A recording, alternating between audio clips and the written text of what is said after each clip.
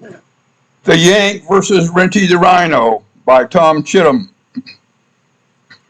I was hanging out with mercenaries in Salisbury, Rhodesia back in the day. Having spent all my dash on hookers and dope and beer, I inquired of my mercenary pals how I might pick up some quick coins and never mind the details. They told me to report to a Rhodesian army barracks and volunteer for the territorials, which was a local version of the Army Reserves. When I got there, I was directed to an office, and inside was a Rhodesian Army officer.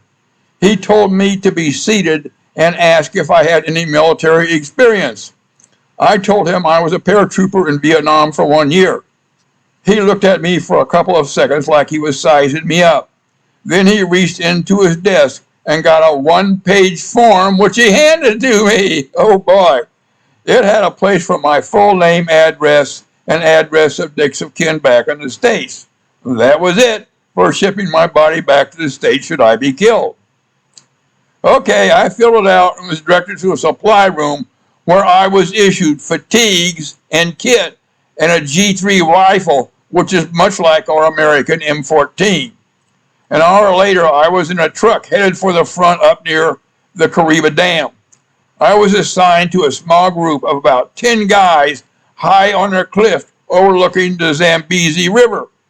Our usual daily routine was about half the guys stayed in and the other half went out on patrol in the bush. When on patrol in a stick of 5 guys, my job was tail gunner. I was the last man in the stick, and I walked backwards to keep an eye out for terrorists whose favorite trick was following Rhodesian patrols looking for favorable circumstances to shoot them up. After a while, there was a commotion, and the 4 Rhodesian guys all went running past me in the direction from which we had come. One of them yelled, "Run for it, gang, it's Rinty!" Now, I thought Rinty must be slang for the terrorists, and I thought, what a bunch of wussies. I'll show them how a paratrooper fights. Yeah, man. So I spun around to face the direction they were running from, went down on one knee to lower my profile, and leveled my G3, expecting to see and knock down a terrorist. Bah! I saw a huge rhino charging straight at me. Now, these things are about the size of a buffalo on steroids, about 2,000 pounds, and he was maybe 20 meters away and running full tilt straight for me.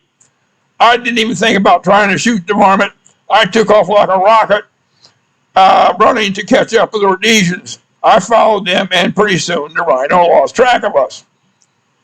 Rinty, they explained, was slang for a rhino, not slang for a terrorist. They were strictly forbidden to shoot the things because they were important for the tourist trade. They said male rhinos hated them because they thought we might be after their women.